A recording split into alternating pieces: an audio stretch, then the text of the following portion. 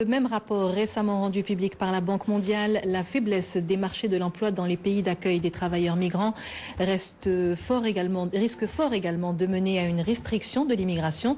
Des exemples concrets nous viennent d'Espagne où certains travailleurs marocains ont de plus en plus de mal à renouveler leur titre de séjour. Reportage Salahaddin Romari, commenté par Samia Harissi. Nous sommes à Valence, à l'est de l'Espagne. 125 000 Marocains sont installés dans cette région. 90 000 d'entre eux vivent en situation régulière, mais l'obtention du titre de séjour reste un véritable parcours du combattant. Les Marocains sont confrontés à de nombreuses difficultés. Nous obtenons difficilement notre carte de séjour. Nous ne trouvons pas de travail. Ce ne sont pas les problèmes qui manquent. Moi, j'ai une fille qui est née ici, je suis mariée, j'ai une maison, mais ils refusent de renouveler mon titre de séjour. Je vais être obligée de partir en Italie, c'est vraiment pas possible.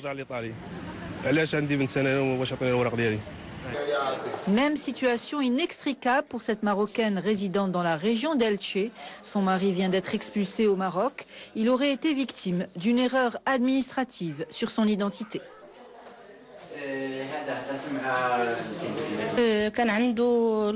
Mon mari séjournait légalement ici à la suite d'un regroupement familial.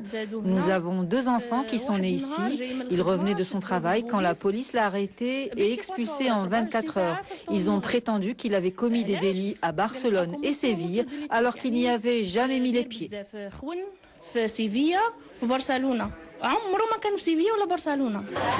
Après l'intervention du syndicat de défense des travailleurs immigrés de la ville d'Elche auprès des instances administratives, le dossier semble avoir été révisé. Mais le mari attend toujours que la procédure de retour soit mise en route. Nous avons contacté le consulat général du Maroc à Valence pour lui soumettre le cas.